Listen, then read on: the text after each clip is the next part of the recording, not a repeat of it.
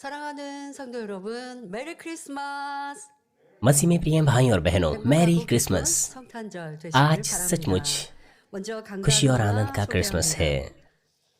फूलों की भेंटों का परिचय मैं 선교사는 आपको दूंगी। 3대대 16교구 정선미 फूलों की 7번 भेंटें डिकनेस 집사님이십니다. सोंगमिन 우리 छोंग के 구주 द्वारा 예수님께서 अर्पण की गई हैं, जो 탄생하신 날 सोलवे पैरिश से 인간 हैं। 경작의 섭리 속에 우리를 उस दिन जब हमारा 구원하시고자 उद्धारकर्ता यीशु 독생자 पैदा हुआ, 예수님을 मैं 보내신 धन्यवाद और महिमा 아버지 पिता 하나님의 परमेश्वर को 크신 देती हूँ 사랑에 उनके महान 감사와 प्रेम के लिए 영광을 कि 돌립니다. उन्होंने अपने इकलौते 아버지 पुत्र 하나님의 यीशु को 은혜로 सच्ची 만민 संतान 재단을 को 만나 प्राप्त करने के लिए 생명의 भेजा 말씀과 मनुष्य 놀라운 जुताई के इस 권능으로 प्रावधान में। 각종 질병을 पिता परमेश्वर को मैं 치료받았으며 धन्यवाद देती 잊지 हूँ 못할 कि मानवीन 2010년 में 12월 परमेश्वर के वचन के 25일 द्वारा और उसके अद्भुत 크리스마스 सामर्थ्य के 사랑으로 द्वारा मैंने चंगाई को 생명을 प्राप्त किया। 얻었습니다. 25 세계에서 दिसंबर 연통한 가운데 사랑하는 2010 को मैंने अपना 주님과 जीवन 원자님의 불같은 करवाई के 기도 महान प्रेम 가운데 के द्वारा 우리 आपको दिया। 만민이 더 नई यीशु 힘차게 की आशा के साथ 전진할 것입니다. और एक्टिंग 감사와 सीनियर 사랑의 पास्टर के 마음을 सामर्थ्य और 가득 मिसेस 담아 बुकनिमली की प्रार्थनाओं के 감사를 द्वारा हम नई 전합니다. यरूशलेम की ओर 네, जोश के साथ बढ़ रहे 감사합니다. हैं। बड़े प्रेम और धन्यवाद के साथ इस फूलों की भेंटों को मैं अर्पण कर 네, रही हूँ। 어제 그리고 आपका 오늘 धन्यवाद। 금요 철야에는 성탄 전야 행사가 있었습니다. शुक्रवार रात्रि सभा के दौरान 아동부터 시작해서 우리 작년 성도님들까지 क्रिसमस रात्रि 별별 सभा का 준비해 कार्यक्रम हमने देखा था। छोटे बच्चों से लेकर 찬양과 बुजुर्ग तक 연주와 हर मिशन के लोगों ने 작품을 보면서 सुंदर 많은 स्तुतियों को, 성도님들이 큰 नृत्य को, 감동을 प्रस्तुतियों को तैयार किया था। 이렇게 말씀해 और मुझे 주셨는데요. यह भी सुनने को मिला कि हमारे 너무 बहुत सारे 기뻤습니다. सदस्यों ने बड़ा अनुग्रह 우리의 प्राप्त किया। 일반 우리 मैंने भी बड़ा 홀대 आनंद का 성도님들이 समय 아니라 गुजारा। 수년 동안 갈고 닦은 전문가 같은 모습의 찬양과 무용 연주 모습이었습니다. 참 감사드립니다. 그러면서 성도님들이 뭐 약속이라도 하신 듯 이구동성으로 यदि आप व्यावसायिक 장로님들의 찬양이 स्तुतिकर्ता और नृत्यकर्ताओं को देखें तो आप समझ सकते हैं। उन्हें देख के मुझे बहुत खुशी हुई। 네, 여러분들의 그 아쉬움을 제가 हमारे 많이 कुछ सदस्यों ने कहा कि एल्डर्स की स्तुतियां बहुत अच्छी थी 특성으로 영광 और उन्हें अक्सर गाना चाहिए। 이것저것에서 충성하시면서 바쁘신데 또 이렇게 밤에 वो विशेष 저녁에 प्रस्तुतियां 모여서 अर्पण करेंगी समय समय पर। 연주하시고 आप सभी लोगों को धन्यवाद। आपने बहुत अच्छे से अभ्यास किया, रात दिन अभ्यास किया और इन विशेष प्रस्तुतियों को आपने अर्पण किया। मैं आपको धन्यवाद देती हूँ। 찬양해 주셨고요. साथ ही हमारे बच्चे भी बहुत प्रिय नजर आ रहे थे, बहुत खुश, बहुत स्वस्थ नजर आ रही थी। 아름답습니까? खास तौर 네, पर 감사드립니다. 또 우리 그림자 퍼포먼스 पियानो जो 성도님들 बजा रहे थे, 신기하시면서 उनकी 참 은혜 प्रस्तुतियों के 받으시고 द्वारा मैं बहुत प्रभावित हुई। 고백하시더라고요. और 나의 उसके 주 अलावा 때문에 나를 구원하시기 जो हमारे 위해 सदस्य थे, 주님께서 오셨음을 जो 짧은 ये 시간의 퍼포먼스 छाया 중에도 प्रस्तुति थी, हमारे सदस्यों ने काफ़ी अनुग्रह इससे प्राप्त किया। 우리 마음이 행복하고 충만하면 작은 उन्होंने 것도 हमारे 큰 प्रभु के 감동을 अनुग्रह 받아요. को लोगों में 내가 बांटा जो 충만하면요, 큰 हमारे 은혜도 मध्य में पैदा हुआ। 느껴지지 यदि आप 않는구나 पवित्र आत्मा 이런 के फल 생각을 बन 하면서 गए हैं 지금 우리 तो 성도님들이 आप 얼마나 बड़ा 행복하고 अनुग्रह 충만한 प्राप्त कर सकते 신앙생활을 हैं इन 하시는지 참 감사했습니다. छोटी छोटी प्रस्तुतियों के 새로운 द्वारा 또 भी। 퍼포먼스를 준비해 주셨는데요. मुझे 감사드려요. बहुत अच्छा सुनकर लगा ये कहते हुए कि 여성교회에서 준비해 ये 주신 सुनते हुए कि 찬양과 आपने उन 연주, कार्यक्रमों के द्वारा काफ़ी आशीष प्राप्त 연령대와 की। 상관없이 एल्डर्स की 천사의 स्तुतियाँ, 모습을 महिला 드리는 게 मिशन 참 के 아름답고 सदस्यों की स्तुतियाँ, 행복했습니다. उनके गान 또 우리 학생, 청년, और साथ ही साथ 함께 연합하여 एंजल्स की 준비해 주신 प्रस्तुतियाँ, 작품은 young adults 또 mission, 정말 student 있는 mission, 부모님을 कनान 보는 मिशन, 그런 충만한 वो 모습, तमाम सदस्य, उनकी प्रस्तुतियों को देखकर ऐसा लग रहा था जैसे मानो हम परफॉर्मिंग आर्ट्स कमेटी के सदस्यों की प्रस्तुतियों को देख रहे हैं। 또 이렇게 무대 और उसके अलावा 또 우리 각 팀의 मैं धन्यवाद देती हूँ उन लोगों को भी 연습도 시켜주신 जिन्होंने 예능단에도 감사를 드리고요. 또 बड़ी 연주해주신 मेहनत की 반주단에도 감사를 드립니다. 저도 무대를 उन 이렇게 तमाम 가사로 또 मि리 받아보면서 कार्यक्रमों के लिए जिन्होंने प्ले तैयार किया था, मैं परफॉर्मिंग आर्ट्स कमेटी को भी धन्यवाद देती हूँ। जब मैंने मंच की तस्वीरों को देखा तो मुझे भी लगा ये बहुत सुंदर था। परफॉर्मिंग आर्ट्स कमेटी के सदस्य मेहनत से उसके लिए कार्य कर रहे थे और मैं जीसीएन के स्टाफ को भी, जितने कर्मचारी हैं उनको भी धन्यवाद देती हूँ जिन्होंने उस प्रस्तुति को एडिट किया था। क्योंकि हम इस तरह से एकजुट हैं, इसीलिए हम बहुत सुंदर कार्य को कर पाए हैं और हम इस जीवन को धन्यवाद के साथ और प्रभु के प्रति प्रेम के साथ जी रहे हैं। और हमारे पिता परमेश्वर को हम धन्यवाद देते हैं जिन्होंने अपने इकलौते पुत्र को हमें बचाने के लिए भेजा। मुझे आशा है कि आपका जो क्रिसमस है वो खुशनुमा हो, आनंदमय हो और आप एक अच्छा मसीह जीवन जी सके। हमारा प्रभु इस धरती पर आया 값없이 우리에게 हमारा उद्धारकर्ता 보내주시고 बनने के लिए 인간 경작의 हमारे पिता 선물을 परमेश्वर ने 보내주시고 준비해 주시고 실행하신 사랑하는 아버지 हमें 하나님 बचाने के लिए 우리에게 내주하셔서 हमारे प्रभु को 주님께 भेजा 아버지 하나님께로 인도하시는 और उसने 성령님 अपना प्रेम हमारे ऊपर 삼위일체 प्रकट 하나님께 किया। 모든 감사와 영광을 올려드립니다. मैं तमाम धन्यवाद और महिमा 감사합니다. पिता परमेश्वर और प्रभु को देती हूँ और पवित्र आत्मा को देती हूँ। 오늘은 आपका 참으로 धन्यवाद। 기쁘고 즐거운 성탄절입니다. आज 성탄절은 सचमुच 예수님께서 온 खुश और 인류의 आनंदमय 구세주로 क्रिसमस है। 이 क्रिसमस 땅에 वो दिन है 태어나신 जब प्रभु इस धरती 예수님의 पर 탄생을 उद्धारकर्ता के रूप में तमाम मनुष्य जाति के लिए पैदा हुआ, और ये वो दिन है जब हम 지금으로부터 उसके 약 जन्मदिन 2000년 को 전 मनाते हैं। 유대 땅 करीबन 2000 베들레헴에 वर्ष पहले 아기 शिशु 예수가 यीशु 태어났고 बैतलहम में पैदा हुआ, 우연히 यहूदा के 하늘에 देश में, 천군과 और 천사들이 अचानक से स्वर्गीय 나타나 सेना स्वर्गदूत 찬송하였습니다. प्रकट हुए और स्तुतियां 누가복음 गाने 2장 लग गए। 14절에 लूका 2:14 में लिखा है कि आकाश में परमेश्वर की महिमा और पृथ्वी पर उन मनुष्यों में जिनसे वह प्रसन्न है शांति हो।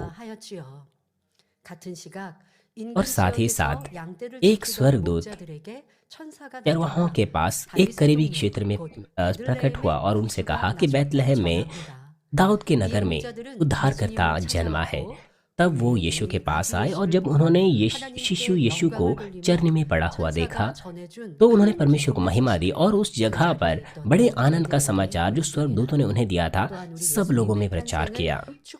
वहां पर ऐसे भी लोग थे जो दूर से तारे का अनुसरण कर रहे थे यीशु के जन्म दिवस को मनाने के लिए। वो पूर्व से, जैसे कि आज के पाठ में लिखा है, मंजूसी थे। मती 2:1 और 2 में लिखा है, हेरोदेस राजा के दिनों में जब यहूदा के बैतलहम में यीशु का जन्म हुआ तो देखो पूर्व से कई ज्योतिषी यरूशलेम में आकर पूछने लगे कि यहूदियों का राजा जिसका जन्म हुआ कहाँ है, क्योंकि हम पूर्व से उसका तारा देखा, हमने पूर्व से उसका तारा देखा है और उसको प्रणाम करने आए हैं। हालांकि वो चुने हुए लोग नहीं थे, मगर फिर भी वो मसीहा का इंतजार कर रहे थे और उन्होंने परमेश्वर का प्रकाशन प्राप्त किया था। मंजूसी तारे का अनुसरण कर रहे थे और वो उस जगह पर आए जहां उद्धारकर्ता पैदा हुआ था और अंत में यरूशलेम नगर में पहुंच पाए। उन्होंने कहा कि वो उससे मिलने आए हैं जो यहूदियों का राजा के रूप में पैदा हुआ है। यह सुनकर राजा यहूदा ने अपने ज्योतिषियों को, अपने मुख्य याजकों को बुलाया और उनसे पूछा कि ये उद्धारकर्ता कहाँ पैदा होने वाला है, यह राजा कहाँ पैदा होने वाला है, क्योंकि ज्योतिषी पहले से बता चुके थे। जो विद्वान थे उन्होंने जब अपनी भविष्यवाणी को देखा तो उन्होंने कहा कि वो बैतलहम में पैदा होगा। और फिर 8, अगर हम मत्ती 2:8 में देखिए तो यहूदा जो हेरोदेस राजा है उसने ज्योतिषियों से कहा कि तुम जाकर उसे प्रणाम करो और फिर वापस आकर मुझे भी कहना तो मैं भी उसे प्रणाम करूंगा। हालांकि राजा हेरोदेस वो शिशु यीशु को प्रणाम नहीं करना चाहता था, बल्कि उसे मार डालना चाहता था, क्योंकि वो यहूदियों का राजा बनकर पैदा हुआ था। उसने इस तरह की बुरी योजना बनाई थी, लेकिन मंजूसी उसके पास वापस नहीं गए। मंजूसी जब बैतलहम में पहुंचे तो उसके बाद जो पूर्व से मंजूसी आए थे वो शिशु यीशु की आराधना करने के लिए आए थे। शारीरिक रूप से ये ऐसा लगता है कि ये एक इत्तेफाक है। उन्होंने आकाश में तारे को देखा और साथ ही उन्होंने प्रकृति को देखा और फिर उन्होंने तारे का अनुसरण किया और ठीक उस जगह पर आ पहुंचे और जो तारा है वो चल रहा था और उन्होंने तारे का अनुसरण किया। और फिर जो तारा है वो आकाश में यहूदा के क्षेत्र के ऊपर, यहूदा के देश के ऊपर आकर ठहर गया। इस विशेष अवसर पर वो राजा हेरोदेस से मिलने गए और कहने लगे कि वो शिशु यीशु से कहाँ मिल सकते हैं। फिर जो राजा था और जो लोग थे 그래서 이제 그 왕의 말을 듣고 왕궁에서 나와 다시 길을 향하는데 사라졌던 별이 다시 나타나서 तो उसके जो राजा था उसके लोगों ने कहा कि जो राजा है वो बैतलहम में पैदा होगा। और उसके बाद जब राजा हेरोदेस की जगह से वो मंजू से निकल गए तब वो तारा फिर से चलने लग गया। ये पिता परमेश्वर का प्रावधान था। आपने यीशु मसीह के विशेष आपने शुक्रवार रात्रि सभा में यीशु मसीह के पैदा होने के विशेष अर्थ को समझा है 환경이었고 वो बहुत ही गरीब 영광스럽게 जगह में 나셨지요. एक गौशाला में 결국 चरनी में पैदा 천사가 हुआ, 아기 예수님을 호위하였고 지켰고 또 पर 지금 उसकी स्थिति 말씀드린 बहुत ही 대로 महिमावान थी। 최소한의 स्वर्गदूत 이분이었지만 선한 이들을 통해 उसकी 아기 पहरेदारी कर रहे थे 예수님께 उस शिशु यीशु 나오셨고 की। 특별히 हालांकि वहां पर बहुत 동방박사들을 कम सदस्य थे, 통하여서 대표적으로 लेकिन वो 예수님께 शिशु यीशु की 예물을 आराधना 드리게 करने के लिए 하였습니다. आए। 여러분 खास 우연의 तौर पर 일치가 विशेष 아니라 रूप से जो 아버지 하나님의 पूर्व से 계획과 मंजूसी आए थे, उन्होंने अपने 섭리였습니다. विशेष भेंटें यीशु को 그러면 दी। 아버지 ये कोई 하나님의 इत्तेफाक नहीं था, ये 계획을 पिता 엇돌아지게 परमेश्वर का 할 수도 प्रावधान 좋지 था, पिता 않았을까요? परमेश्वर की 예수님의 योजना थी। 탄생이 क्या ये 왕궁에서 बेहतर नहीं 태어나시고 होता 오히려 왕족들이 यदि 나와서 예수님을 यदि 알아보고 पिता 경배하게 परमेश्वर 하면 참 यीशु 좋을 का 것 जन्म 같으나 किसी 그것은 사람의 उच्चतम भवन में 생각이죠. कराते 아버지 और राजा के 하나님은 समान उसकी सेवा 낮고 कराते, 천하게 예수님을 나게 하셨고 그로 인하여서 लेकिन 우리에게 ऐसा 있는 नहीं हुआ। 영광스러운 पिता 자녀 परमेश्वर ने 또 हमारे 우리의 प्रभु 죄를 को 사하시기 위해 이 एक 땅에 오신 그 의미를 담아 बहुत ही नम्र 선한 जगह में 예수님 पैदा 모든 कराया, 것들을 볼 때 육으로 जहाँ पर 생각하는 वो 것과 मनुष्य 하나님의 जाति को 계획과 उद्धार 이루어지는 देने के लिए पैदा 다르다는 हुआ। 것입니다. 그러니 그 과정 중에도 아버지 하나님께서 이 깜깜한 हमारे 밤을 शारीरिक विचार हमारे पिता परमेश्वर के विचारों से अलग होते 반짝반짝이는 हैं। 별을 통해 예언케 하시고 인도하신 것 같이 여러분도 이 खास तौर पर 동방박사들이 안내받아 이끌림받아 जो 온 तारा 땅에 है वो 이동하는 उज्जवल 별을 रूप से 따르는 것 चमक रहा 같이 था, 어두운 세상 속에 아버지 और 하나님의 पूर्व से 계시와 예언을 ज्योतिषियों 가질 जो 수 있는 मंजूसी लोग आए 우리가 थे, 되면 उनकी अगुवाई 좋겠습니다. कर रहा था वो 아무리 तारा। 왕궁에 있는 इस तरह से हम 사람들이라 पिता 할지라도 परमेश्वर के 이 प्रावधान को 동방박사들이 자신의 얘기를 듣지 एहसास कर सकते 않겠습니까? हैं। 우리는 이런 ये 상황이 मंजूसी, ये 우리에게 동요가 ज्योतिषी जो पूर्व 나왔다고. से आए थे, उन्होंने 그래서 सब कुछ राजा 저희들이 हेरोदेस को 말하는 सुना 거 डाला 잘 무시할 수 없기 때문에 कि इस 제사장들을 तरह से हमारी 불러서 अगुवाई यहाँ तक पहुँचने 지금 में हुई है, 동방박사들이 찾는 유대인의 और 왕이라고 राजा 우리도 그들도 उनकी 알죠. बात को अनदेखा नहीं 이스라엘 कर पाया। 유대인들도 알고 있습니다. 메시아가 태어날 것을. 그러니 इसलिए 찾아보라고 उस राजा ने 바로 अपने 베들레헴에서 विद्वानों 나실 को, अपने 거라고 याजकों को 말한 बुलाया 것은 의심해서 의심하여서가 और उनसे पूछा 아니죠. कि 그들의 इस भविष्यवाणी के 동방박사들의 विषय 말을 में वो 무시할 수 उन्हें 없는 बताएं। 말. 그리고 그 말을 그들이 두려워하였기 때문에 답을 주었고 그리고 그 두려움으로 예수님을 죽이려고 하는 괴계를 사용하고 있는 악한 이들과 동방 ऐसा नहीं है कि 박사들과 उसने 같이 मंजूसियों की बातों 이들은 का विश्वास 이스라엘인도 नहीं किया। 아닌데도 वो 유대인도 उन मंजूसियों 아닌데도 का निरादर 하나님의 नहीं कर सकता 계시를 था, परंतु वो 그 राजा 어두운 डर 세상 गया था कि 가운데 यहूदा में कोई राजा पैदा 태어나신 हुआ है। 아기 예수님을 알아보지 ये संसार जो 않았습니까? अंधकार से 이 भरा है, 세상이 캄캄하고 어둡습니다. पूर्व से वो 아버지 मंजूसी 하나님은 살아계신가? 왜 그렇게 생각할 때가 있으십니까?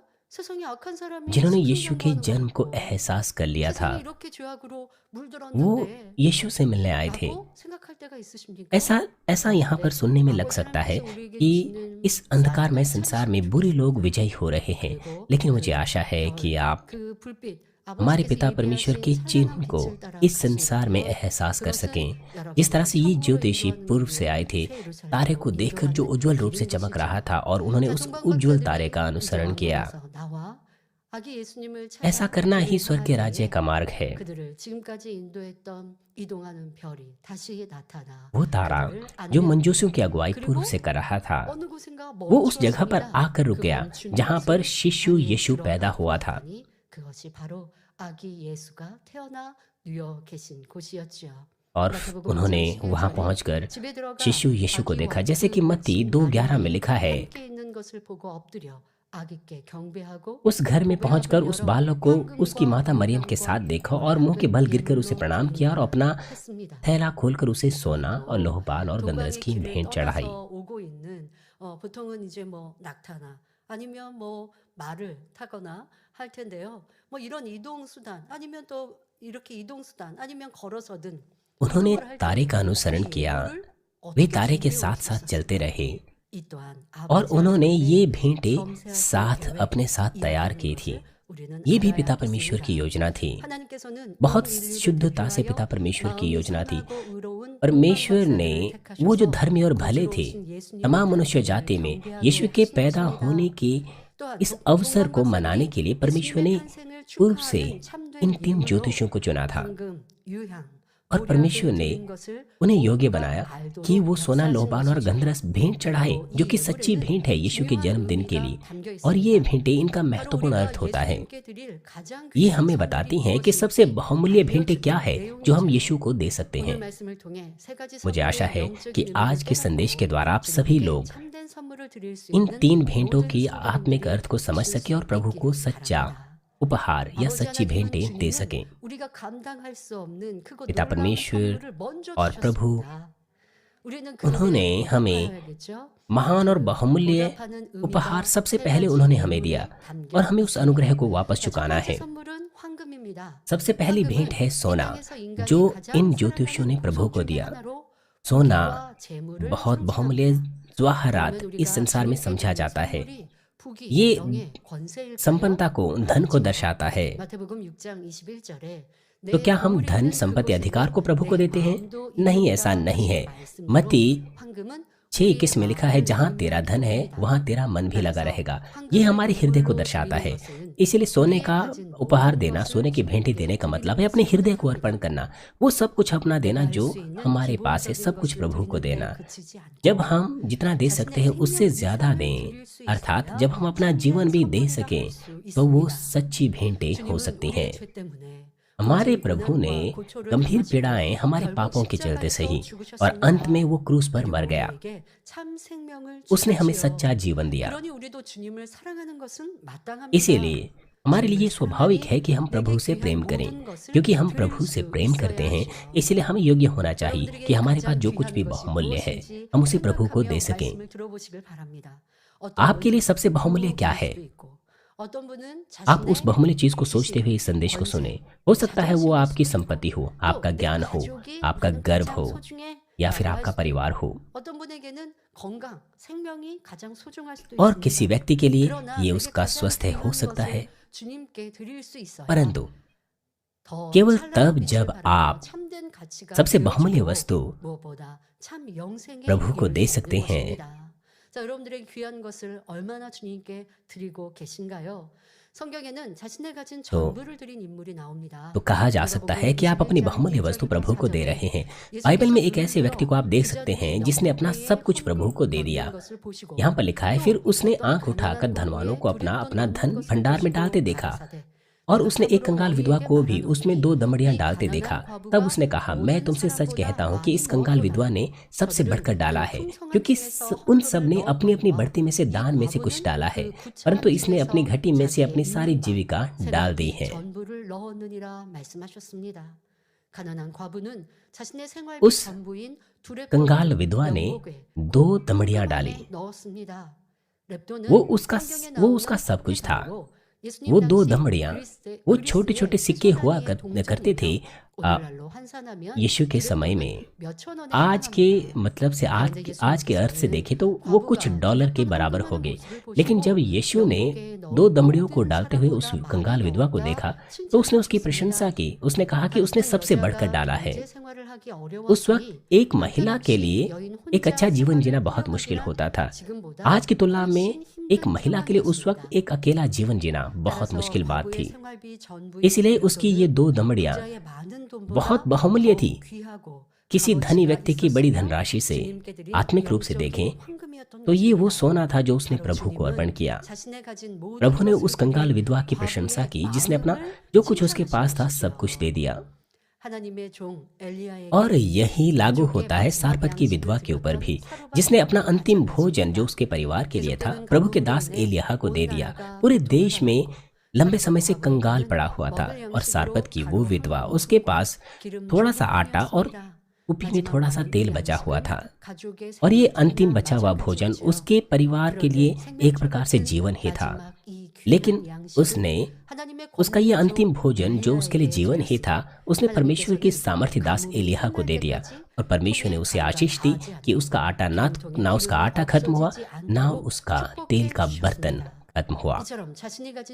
इस प्रकार से आपका जो कुछ है सब कुछ देना, यहाँ तक कि अपने जीवन को ही प्रभु को देना और प्रभु की सबसे पहले सेवा करना, भले ही आप वैसा ना कर सकें, वो भी परमेश्वर की दृष्टि में एक प्रकार से सोने की भेंट है। क्या आप अपना हृदय प्रभु को दे रहे हैं?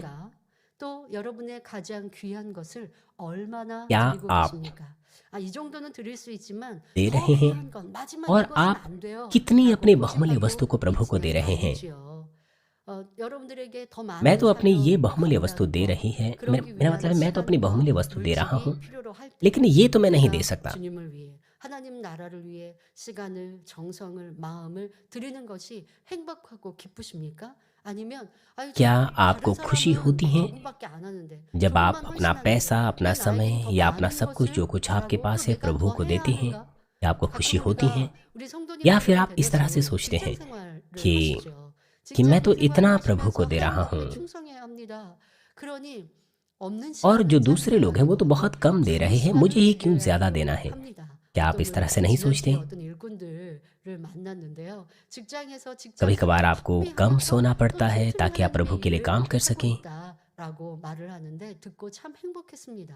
네, 그렇게 여러분들의 कुछ दिनों 무엇을 पहले मुझे 내 बहुत 시간을 खुशी हुई 드릴까? 물질을 जब 드릴까? मुझे 내 एक 지혜, सदस्य से 정성을 कुछ 드릴까? सदस्यों से यह 아버지 सुनने को 하나님께서 मिला 얼마나 기뻐 कि उन्होंने बड़ी 받으시겠습니까? मेहनत से 자, कार्य किया 그렇게 है। 드리고 있는 그 시간 할 수 있음에 감사한 वो प्रभु 우리 की 마음이 सेवा 교회하는데 अपना समय 아니 난 देकर 이거 कर 하는 रहे हैं, 시간에 अपना 한다. अपने पैसे से 아니면 अपना 더 सब 많은 कुछ देकर 것을 कर रहे हैं। 사실이요. 일꾼도 일을 잘하면 더 많은 것을 부탁하게 돼 있어요. आपको 일 आनंदित होना 잘하는 चाहिए 사람에게 जब 일을 आप 부탁하지. अपनी चीज़ों को 일을 प्रभु के लिए 시켰는데 देते हैं। 결과물을 좋지 않거나 책임을 지지 않는 일꾼에게 무슨 일을 맡기겠습니까? ये 이 사람은 स्वाभाविक 성경에는 होता है, 말씀하신 대로 ये मेरे लिए 따라서도 स्वाभाविक है कि 빼앗길 मैं 수밖에 없죠. और अधिक काम 순종해주고 일을 잘하고 열매 내면 두 가지에서 उन 세 लोगों को 가지 सौंप सको जो 돼가지고 अच्छे से 일이 काम 점점 करते हैं, अच्छे से 늘어나는데 कार्य 그럴 करते 때 हैं और 사실 बहुत से फलों 시간과 को उत्पन्न 여건이 करते हैं। 되어서 하는 것은 아닙니다. 시간을 짜내어서 내 또 열심을 짜내어서 합니다. 그것을 기쁨으로 즐거움으로 감사로 할 때 아버지 앞에 주님께 वो 드리는 इतना 큰 सारा काम 물질. इसलिए नहीं 방금 करते 어떤 क्योंकि पास 물질이 बहुत 아니라는 सारा समय 것입니다. है। 어떤 얘기는 वो 물질도 될 수 वो 있고 इस तरह का 어떤 कार्य 얘기는 आनंद के 시간도 साथ करते हैं, 정성도 धन्यवाद के 또 साथ 그 करते हैं। 모든 것을 다 합친 것은 마음이죠. पैसा, ईमानदारी, 아버지 समय 하나님은 여러분들의 마음을 받기를 원하십니다. 자, 그런데 वो उनके लिए बहुमूल्य हो 여러분들 그 सकता है, 마음 लेकिन पिता 중에도 परमेश्वर आपके हृदय को 마음을 प्राप्त करना 전부를 드릴 चाहते 수도 हैं, 있는가 आपके 하면 हृदय को ग्रहण करना 일부만 चाहते हैं। 드릴 수도 있잖아요. 아버지가 आप 주님께서 अपना पूरा 받고자 하시는 हृदय 것은 अर्पण 우리의 कर सकते 마음 हैं, 전부입니다. लेकिन 자, आप में 우리도 से कुछ लोग अपने 그리합니다. हृदय का 아버지의 사랑 थोड़ा सा 주는 हिस्सा अर्पण 사랑이 करते हैं। 내 마음 हमारे पिता 전부를 परमेश्वर 드리고 आपके 싶습니다. हमारे 자, संपूर्ण 그런데 हृदय को ग्रहण 내 करना चाहते हैं। 마음에 세상과 आप अपना 걱정, संपूर्ण हृदय 부를 देना 향한 चाहते हैं, 마음, लेकिन क्योंकि 영의 आप संसार 권세를 की 얻고자 चिंताओं 하는 से, 마음이 पैसा, 가득한 अधिकार, 일이 आदर 주님께 की 드릴 इच्छा 마음은 से इच्छा से 없지요. भरा होता है, 내 마음에 इसलिए आपके 세상 पास वो हृदय ही 사랑으로 नहीं जो आप 자기를 प्रभु को दे 사랑하는 सकें। 마음으로 अगर आपका 가득하면 हृदय संसार के 주님께 प्रति या 드릴 अपने 마음이 प्रति 없게 प्रेम से भरा 됩니다. है तो आपके पास वो 마음이 हृदय ही 지혜로 नहीं जिसे आप 채우고 प्रभु को दे सकें। 천국 소망으로 जब आप 가득할 अपने 때 हृदय को 그 सत्य से और स्वर्ग 마음을 की आशा से 주님께 भर 드린 सकते हैं, 자녀라 तो आप कह 할 सकते 수 हैं कि आपने अपना 있습니다. हृदय प्रभु को दिया है। 주님의 탄생을 축하하는 성탄절을 맞아 세상을 क्रिसमस के 사랑하며 दिन जब हम 육으로 प्रभु का 채웠던 जन्मदिन मनाते 마음을 हैं, मुझे आशा है 기르시고 कि 주님으로 आप 가득 संसार के 채우는 प्रति 복된 अपने 성도님들이 भरे हुए 되시길 हृदय को 바랍니다. खाली 나는 कर सकें 주님께 마음을 드리고 और पूरी तरह से 있어요 उसे 라고 प्रभु 하시는 से 분들 भर सकें। 그러면 한 가지 한번 점검해 보십시오. क्या आप ये 나의 कह रहे हैं 시간과 कि आप अपना 나의 हृदय प्रभु को 사명은 दे रहे हैं? 얼마나 तो आइए हम 열심히 उसे 감당하고 जांचें 있는가. 아니 나는 कि 그냥 세상 가운데서 अपने 죄 짓지 चर्च में 않고 जो आपको 또 काम 내가 दिए 할 गए 수 हैं, 있는 आप उन्हें किस तरह से 기본적인 पूरा कर रहे 신앙생활을 हैं। 하고 있어요. मैं तो 그런데 संसार में 사명을 पाप नहीं 성공하지 करता हूँ, 않고 मैं तो एक आधारित 하나님께 मसीह जीवन 충성하는 जी रहा 시간을 हूँ, 드리지 않는다면 परंतु 이것은 황금을 드렸다라고 말할 수 없지요. 나를 사랑하고 있는 परंतु आप 것이지 चर्च में सेवा नहीं 주님을 दे रहे हैं। 사랑하는 행함은 너무 अगर ऐसा है 부족한 तो हम 것이죠. कह नहीं सकते कि अपना संपूर्ण 그렇게 हृदय आप प्रभु को दे 돌아보시면 रहे हैं। 좋겠습니다. 자, मुझे आशा है कि इस तरह से आप 둘째로 जांच सकें। 영적으로 दूसरा, 무엇을 लोहबान। 의미할까? आत्मिक रूप से इसका मतलब क्या है? लोहबान एक इत्र होता है जो बुरी गंध को दूर करता है। 이런 의미에서 유향은 आत्मिक रूप से लोहबान 그리스도의 향을 의미하지요. मसीह की सुगंध को 그러면 दर्शाता 우리가 है। 힘써 전도하고 신방하며 यदि हम 봉사하고 मेहनत से 충성하며 सुसमाचार का प्रचार 그리스도의 करें, 향을 उनकी 부어주는 सेवा 것일까요? करें, विश्वास योग्यता से 그리스도의 मसीह की 향은 सुगंध को 변화된 उनमें 마음, फैलाएं, 마음에서 तो जो मसीह की सुगंध है वो बदले हुए हृदय से, 작은 जो सत्य का हृदय है, उससे निकलती है। इसलिए जब आप हर प्रकार की बुराई को दूर करते हैं, अपने हृदय को सत्य से भरते हैं, प्रभु के सदृश बनते हैं, तब मसीह की सुगंध फैलती है। जब आप सत्य से बदले हुए हृदय से भलाई में कार्य करते हैं, तब मसीह की सुगंध फैलती है। ये है प्रभु को लोहबान को अर्पण करना। इस प्रकार से वो जो अपने हृदय का खतना करते हैं, वो सब बातों में समृद्ध बनते हैं और वो आत्मा और देह में आशीष प्राप्त करते हैं। जैसे कि तीसरा यूहन्ना 1:2 में लिखा है, हे प्रियो मेरी यह प्रार्थना है कि तू आत्मिक उन्नति कर रहा है, वैसे ही तू सब बातों में उन्नति करे और भला चंगा रहे। जो प्रभु को सोना दे रहे हैं, अर्थात जो अपना सब कुछ प्रभु को दे रहे हैं, जिन्होंने जैसा बोया है वो वैसा ही काटेंगे। लेकिन जो सोने के साथ साथ लोहबान भी दे रहे हैं, अर्थात 넘치는 복을 받습니다. जो अपने हृदय के साथ साथ मसीह की सुगंध को भी फैला रहे हैं, वो बहुतायत की आशीष प्राप्त करेंगे। 그 꽃에 향기가 आप किसी फूल को देखकर ये क्यों ना कहें कि ये कितना सुंदर है, लेकिन अगर उस फूल में सुगंध ना हो तो उसमें कुछ ना कुछ कमी होगी, आपको पूरी संतुष्टि नहीं मिल पाएगी। मान लीजिए फूलों की भेंटें आपने किसी से प्राप्त की, आपको किसी से फूलों का उपहार प्राप्त हुआ। आमतौर पर लोगों को फूलों की सुगंध आती है, लोग उसकी सुगंध को सूंघते हैं, ये एक सामान्य बात है। लेकिन जब आप फूलों की सुगंध को सूंघते हैं, मेरा मतलब है सूंघने पर अगर आपको उसकी सुगंध ना आए, हालांकि वो फूल सुंदर हो, लेकिन अगर अच्छी सुगंध उससे ना आए तो आप निराश हो सकते हैं। लेकिन अगर आपको उन फूलों से अच्छी सुगंध आए, दूर से ही अगर अच्छी सुगंध आए, तो वो फूल आपको पसंद आएंगे, बहुत पसंद आएंगे। उसी प्रकार से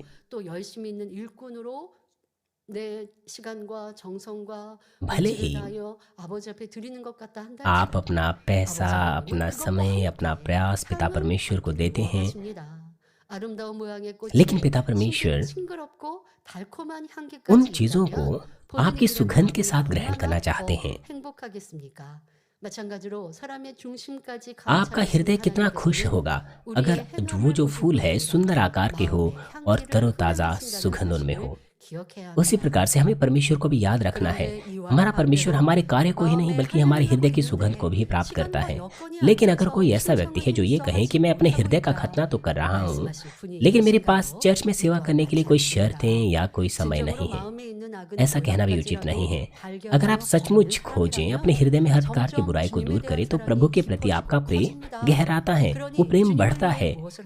इसीलिए आप कोई और विकल्प नहीं चुनेंगे बल्कि हृदय से सेवा करेंगे, ढूंढेंगे कि प्रभु के लिए मैं क्या कर सकता हूँ, उसके लहू की कीमत मैं कैसे अदा कर सकता हूँ। इस तरह का व्यक्ति क्या कोई चीज अपने लिए रख छोड़ेगा, प्रभु को देने के लिए संकोच करेगा? बिल्कुल नहीं। अपने हृदय का खतना करना, प्रभु की सुगंध करना, सुगंध देना, जो इस तरह से करता है वो अपना सब कुछ प्रभु को देते हैं, वो अपना जीवन भी नहीं रख छोड़ते हैं। मुझे आशा है कि आप सभी लोग प्रभु के लिए आनंद बने, खुशी बने, अपने हृदय का खतना करने के द्वारा इस संसार में जो पाप से भरा है मसीह की सुंदर सुगंध को आप फैला सके। अंतिम जो उपहार है वो है गंधरस। गंधरस एक प्रिजर्वेटिव होता है जो सड़न से बचाता है। अपने जीवन को भी प्रभु को देना बेबदल हृदय के साथ, ऐसा हृदय जो नहीं सड़ता है, गंधरस से दर्शाता है।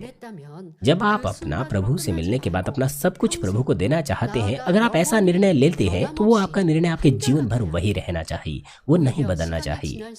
समय गुजरते हुए इस तरह का जो हृदय है वो गहराता, वो गहरा होना चाहिए, गंभीर होना चाहिए प्रभु के प्रति, वो बढ़ना चाहिए। इस संसार में अगर किसी का प्रेम अपने प्रिय व्यक्ति के लिए समय के गुजरते हुए बदल जाता है, तो क्या आप ऐसे प्रेम को प्राप्त करना चाहेंगे? क्या आप कोई ऐसा दोस्त बनाना चाहेंगे जिसका प्रेम बदल जाता है समय गुजरते हुए? समय के गुजरने के बाद मेरा प्रेम, मेरी मित्रता वो गहरी होनी चाहिए, लेकिन वो कुछ समय बाद बदल जाती हैं। ऐसे व्यक्ति को आप अपना मित्र नहीं बनाएंगे, ऐसा दोस्त नहीं बनाएंगे। आप ऐसी दोस्ती नहीं करनी चाहेंगे, आप ऐसे व्यक्ति से प्रेम नहीं करना चाहेंगे।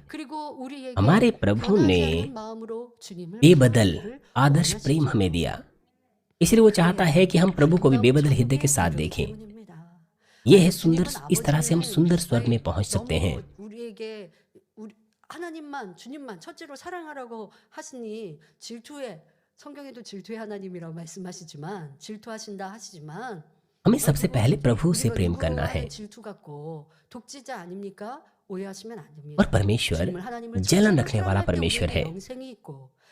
हालांकि आपको यहाँ पर गलत नहीं समझना है।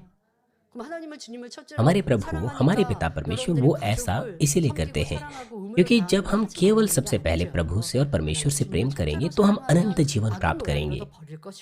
प्रभु से प्रेम करना, पिता परमेश्वर से सबसे पहले प्रेम करना, वो है हर प्रकार की बुराई को निकाल फेंकना। और सेवा देना, अपने आप को बलिदान करना दूसरों के लिए और परमेश्वर के लिए। तो इस तरह से आप परमेश्वर से प्रेम प्राप्त कर सकते हैं। इसलिए पिता परमेश्वर चाहते हैं कि हम सबसे पहले उनसे प्रेम करें। ये हमारे लाभ के लिए है। हमारे पिता परमेश्वर चाहते हैं कि हम सबसे पहले उनसे प्रेम करें। मगर ऐसे कितने विश्वासी हैं जो अपना पहला प्रेम खो देते हैं। जब वो प्रभु को ग्रहण करते हैं तब वो अंगीकार करते हैं कि वो अपना जीवन भी प्रभु को दे देंगे। जब उन्होंने प्रभु को ग्रहण किया तब वो ऐसे उत्साह से भरे हुए थे। उस वक्त जब कोई दूसरा उन्हें सताता भी था तब भी वो परवाह नहीं करते थे। वो अंगीकार करते थे कि वो तो अपना जीवन प्रभु के लिए जिएंगे। परंतु समय के गुजरते हुए जब परिस्थितियां अलग होने लग गई तब बहुत से विश्वासियों ने अपना हृदय बदल दिया और अपने पहले प्रेम को खो दिया। परमेश्वर बहुत अच्छे से लोगों के हृदय को जानता है जो इस तरह से बदल जाता है। इसलिए उसने ये पाठ यीशु के जन्म में इस भेंट में हमें सिखाने के लिए ये पाठ डाला।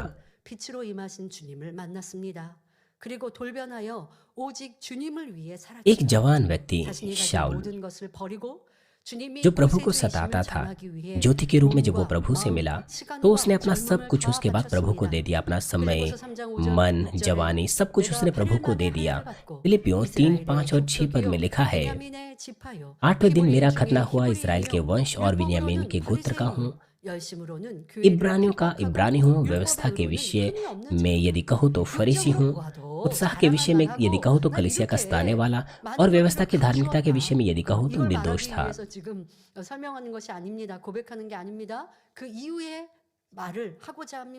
और उसके बाद प्रेरित पौलुस इस प्रकार से कहता है, 7 से 9 पद में लिखा है, परंतु जो जो बातें मेरे लाभ की थी उन्हीं को मैंने मसीह के कारण हानि समझ लिया है, वरन मैं अपने प्रभु यीशु मसीह की पहचान की उत्तमता के कारण सब बातों को हानि समझता हूँ। शारीरिक रूप से उसके पास सब कुछ था, परंतु वो कहता है कि उन्हीं को मैंने मसीह के कारण हानि समझ लिया है, वरन मैं अपने प्रभु यीशु मसीह की पहचान की उत्तमता के कारण सब बातों को हानि समझता हूँ, जिसके कारण मैंने सब वस्तुओं की हानि उठाई और उन्हें कूड़ा समझता हूँ, जिससे मैं मसीह को प्राप्त करूँ और उसमें पाया जाऊं, ना कि उस धार्मिकता के साथ जो व्यवस्था से है, वरन उस धार्मिकता के साथ जो मसीह पर विश्वास के कारण है और जो परमेश्वर की ओर से विश्वास करने पर मिलती हैं।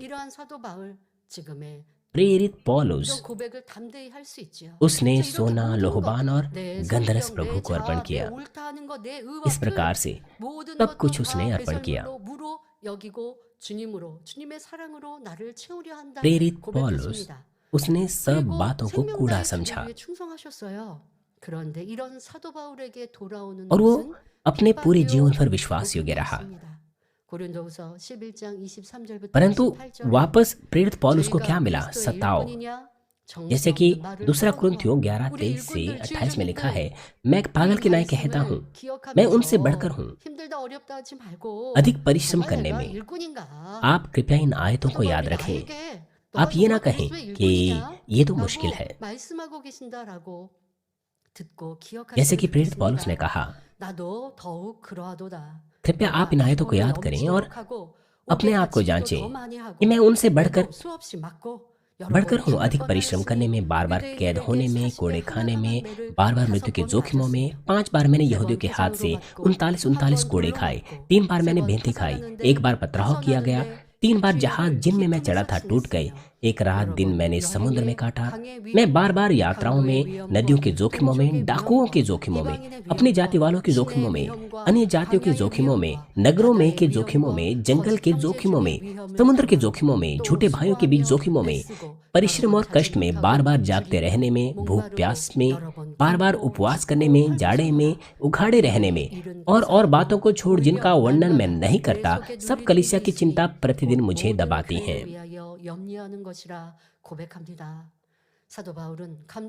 प्रेरित पौलुस का प्रेम, प्रभु के प्रति उसका जुनून, वो कभी नहीं बदला उसके हृदय में। तब भी जब उसने असहनीय सताव को सहा, सामना किया, प्रभु के बारे में सोचते हुए जो उसके लिए मरा था, वो बिल्कुल नहीं डगमगाया। उसकी मानसिकता यह थी कि वो अपना जीवन बलिदान कर देगा और अंत में वो शहीद हो गया। 변함없는 마음, ये है 드리는 것입니다. ये है 우리도 이런 गंधरस 아름다운 마음을 की 드릴 भेंट 수 देना, बेबदल 있어야 हृदय। 하겠습니다. हम भी इस तरह का सुंदर हृदय अर्पण करने के योग्य होने चाहिए, मगर बेबदल हृदय को प्राप्त करने के लिए हमें हर प्रकार की बुराई को अपने अंदर ढूंढना चाहिए, उसे निकाल फेंकना चाहिए, क्योंकि हमारे पास बुराई है, संसार के प्रति प्रेम है। इसलिए जो अनुग्रह हमने पाया है हम उसे त्याग देते हैं, हम अपनी प्रतिज्ञाएं नहीं निभा पाते हैं। और अगर आपके अंदर बुराई रहती है, यदि अभी भी आपके अंदर बदलने वाला मन है, दुर्भावनाएं हैं, तो कहा नहीं जा सकता कि आप सिद्ध हो गए हैं या आप गंधरस को भेंट के रूप में अर्पण कर सकते हैं। इसलिए जब आप अपने हृदय को अपने हृदय के खटने के द्वारा सत्य से भर देते हैं, तो आप एक बेहतर उपहार बन सकते हैं, बेहतर भेंट बन सकते हैं अपने आप को प्रभु को अर्पण करने के लिए। आइए मैं संदेश का सारांश दूंगी। प्रिय भाई और बहनों, आज प्रभु के अनुग्रह के लिए धन्यवाद होकर मैंने 3 भेंटों के बारे में आपको बताया। सच्ची भेंटें जो हमें प्रभु को देनी चाहिए। मैंने आपको सोने के विषय में बताया कि अपना हृदय हमें देना चाहिए, और लोहबान अपने हृदय का खतना करने के द्वारा अपने भले कामों से हमें प्रभु के सुगंध को फैलाना चाहिए, और गंधरस अपने बेबदल हृदय से अपने हृदय, अपने जीवन को भी अर्पण करना। अगर आपने इस तरह की भेंटें तैयार नहीं की हैं, तो अब से आप इस तरह की भेंटों को तैयार करें। अपना मन बनाएं कि आप थोड़े से समय में अगले क्रिसमस तक प्रभु को इस तरह की भेंटों को अर्पण कर सकें। प्रिय सदस्यों, 404 जो यह गीत है, इसकी तीसरी आयत कहती है, 바다를 물 삼아도 한없는 하나님의 사랑 다 기록할 수 없겠네. 하나님의 크신 사랑 그 어찌 다 쓸까. जो समुद्र को सुखा सकता है, 비싸도 जो इस धरती में नहीं समा सकता, 다리. वो स्वर्गों से स्वर्ग तक फैला हुआ है। 성탄절을 맞아 제가 찬양도 올려드렸는데요. क्रिसमस को मनाते हुए मैं इस स्तुति को अर्पण कर रही थी। हमारे प्रभु का प्रेम वो प्रेम है, वो नहीं लिखा जा सकता, चाहे हम समुद्र को स्याही के रूप में इस्तेमाल करें या इस संसार में पाए जाने वाले तमाम कागजों का इस्तेमाल करें। 불평하는 부모는 없을 것입니다. 바로 자기 목숨보다 자녀를 더 사랑하기 때문입니다. माता पिता अपने बच्चों के लिए कुछ भी तैयार करने को तैयार होते हैं, कुछ भी करने के लिए तैयार होते हैं, क्योंकि वो अपने जीवन से बढ़कर अपने बच्चों से प्रेम करते हैं। उसी प्रकार से यदि हम प्रभु से प्रेम करें तो हमारा आनंद, हमारी खुशी वो बढ़ती और बढ़ती ही जाएंगी। ऐसे लोग धार्मिकता के मार्ग पर चलते हैं, क्योंकि प्रभु ने हमेशा ताकत देता है, उत्साह देता है। मुझे आशा है कि आप अपने हृदय में हमारे प्रभु के गहरे प्रेम को महसूस करें। प्रेरित पौलुस के समान, प्रेरित पतरस के समान, जिन्होंने प्रभु के प्रेम को नहीं भुलाया बल्कि उद्धार के उस अनुग्रह को वापस चुकाया। मुझे आशा है कि आपके पास भी वो हृदय हो कि अपने जीवन से आप प्रभु के अनुग्रह को चुका सके। मुझे आशा है कि आप निर्णय लें कि आप सोना, लोभान और गंधरस की सच्ची भेंटें प्रभु को अर्पण कर सकें। मैं प्रभु के नाम से प्रार्थना करती हूँ कि आप गर्व से प्रभु के प्रति अपने प्रेम का इजहार करें और आनंद का समाचार प्रभु से सुने, ये कहते हुए कि मेरे प्रिय, मेरे सुंदर लोगों। आइए संदेश पर सोचते हुए सभी लोग साथ मिलकर प्रार्थना करेंगे। 맞아. 동방 박사가 주님께 올려드렸던 3가지 예물에 대해 설명하며 우리가 주님께 드릴 마음가짐과 행함에 대해 말씀드렸습니다. 주님은 아버지 하나님은 가장 귀한 것, 모든 것을 우리에게 주셨습니다. 이 세상에 누구도 무엇 어디에서도 받을 수 없는 참 사랑을, 생명을 주셨습니다. 그런 주님께 우리가 무엇을 아끼며 드리지 못하겠는지요. 이제 우리도 황금을, 또한 유향을, 모략을 드리기에 부족함이 없는 마음이 되게 하시고 세상을 끊고 세상 사랑함을 벗어버리고 나를 소중히 귀히 여겼던 이와 같은 자기 사랑을 벗어버리고 오직 주님으로 만족하며 천국 소망으로 가득한 복된 성도들, 그런 마음과 생각과 행함이 되게 하여 주옵소서. 우리를 위해 이 땅에 오신 주님 감사합니다.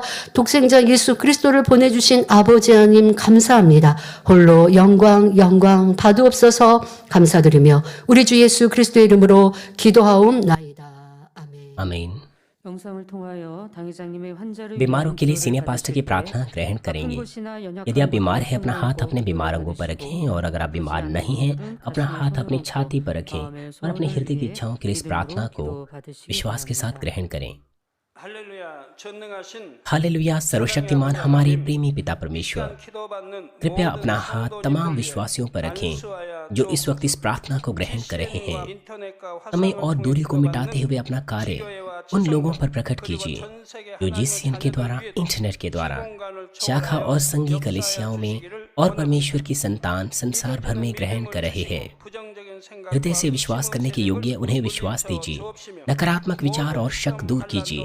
तमाम क्लेश और आजमाइशें उनसे दूर कीजिए। सिर से लेकर पैर तक सभी अंदरूनी अंग, कोशिकाएं, उत्तक और तंत्रिकाएं और जो भी बीमार अंग है उन्हें पवित्र आत्मा की आग के द्वारा झुलसा दीजिए और मूल ज्योति के द्वारा। यीशु मसीह के नाम से मैं आज्ञा देता हूँ, शत्रु, दुष्ट और शैतान, सभी बीमारियां, रोगाणु, विषाणु और निर्बलताएं दूर हो, ज्योति आ जाएं। पिता परमेश्वर, कृपया उनके तमाम असाध्य और अंतकारी रोग पवित्र आत्मा की आग के द्वारा झुलसा दीजिए। तमाम प्रकार की महामारियां, मलेरिया सहित दूर कीजिए। सभी संक्रामक रोग जैसे कि जुकाम और बुखार उनसे दूर हो, उन्हें सुरक्षा दीजिए। सभी प्रकार के रोगाणुओं और विषाणुओं से, तमाम पेट, फेफड़े, जिगर, छाती, यूट्रिन और आंतों के कैंसर से उन्हें चंगा कीजिए। एड्स, लुकेमिया, दिमागी रक्तघात, उच्च रक्तचाप, धीमा रक्तचाप, मधुमेह, थायराइड की समस्याएं, हृदय, फेफड़े और स्त्री रोग और तमाम सूजन और जलन दूर हो और साफ हो जाएं। पोलियो, लकवा, गठिया और हर्निएटेड डिस्क से उन्हें चंगा कीजिए। पेट दर्द, सिर दर्द, मानसिक दर्द और सभी दूसरे दर्द गायब हो जाएं। मिर्गी, स्वलिनता, उदासी, तंत्रिका रोग और दूसरी मानसिक बीमारियां उनसे दूर हो। सभी प्रकार के लकवे खुल जाएं। उठें, चलें और कूदें। आंखें सामान्य देखने लगे, कान सामान्य सुनने लगे, अंधे देखने लगे, बहरे सुनने लगे और गूंगे बोलने लग जाएं। उन्हें तमाम प्रकार के दुर्घटना के दुष्प्रभाव से चंगा कीजिए। उनकी टूटी हड्डियां जोड़ दीजिए। उन्हें जलन से ठीक कीजिए। जलन और दहन संवेदना उनसे दूर हो। पिता, कोई दाग वहां न रह जाए। सभी प्रकार की नशे की लत से, जहर पदार्थ और उनके इस्तेमाल से साफ हो जाओ। मृतक कोशिकाओं, तंत्रिकाओं को फिर से जला दीजिए। मृतकों को जला दीजिए। उन्हें गर्भधारण की आशीष दीजिए। आप गर्भधारण की आशीष प्राप्त करने पाएं। यीशु मसीह के नाम से मैं आज्ञा देता हूँ, शत्रु, दुष्ट और शैतान, हवाओं के सामर्थ्य के शासक, स्वर्गीय स्थानों की बुराई की सेनाएं और उनके दास दूर हो। पूरी, अशुद्ध, झूठी, धोखे की और अलग करने वाली आत्माएं और अंधकार के तमाम बल दूर हो। दुष्टता के तमाम बंधन खुल जाएं। अंधकार दूर हो, ज्योति आ जाएं। पिता परमेश्वर, उन्हें ताकत दीजिए कि वे प्रार्थनाओं में पुकारें। पापों को दूर करने की उन्हें सामर्थ्य दीजिए और वो पवित्र होने पाएं। जब उनका प्राण समृद्ध होता है, सब बातों में वे भले चंगे रहें और उनके परिवारों में भी सुसमाचार का प्रचार किया जाए। उन्हें तमाम दुर्घटना और विपत्तियों से पूरे सप्ताह भर सुरक्षा दीजिए और आशीष दीजिए कि एक समृद्ध जीवन बिना समस्या के वे जी सकें। पवित्र आत्मा के अग्नि में बाड़े में स्वर्गीय सेना, स्वर्गदूतों और अपनी धधकती आंखों के द्वारा अपने सभी बच्चों को, उनके घर, कार्यशालाओं और व्यापारों को सुरक्षा दीजिए। विद्यार्थियों को बुद्धि और समझ दीजिए। जोश और जुनून, मेहनत से पढ़ाई करने के लिए उन्हें दीजिए। कृपया उनका हृदय और मन संसारिक चीजों से बचाएं और वो परमेश्वर को और भी अधिक जुनून के साथ प्रेम करने पाएं। चाहे आपके बच्चे खाएं, पिएं या जो कुछ भी करें, इन सब में वो अपना जीवन पिता परमेश्वर आपको महिमा देते हुए जीने पाएं। वे जीवित परमेश्वर की गवाही ये कहकर देने पाएं कि मैं परमेश्वर से मिला हूँ, मैंने परमेश्वर का अनुभव किया है, उससे उत्तर और आशीषें प्राप्त किए हैं। पिता परमेश्वर, आपका धन्यवाद। सारी महिमा केवल आपको मिले। हमारे प्रभु यीशु मसीह के नाम से मैं प्रार्थना करता हूँ, आमीन।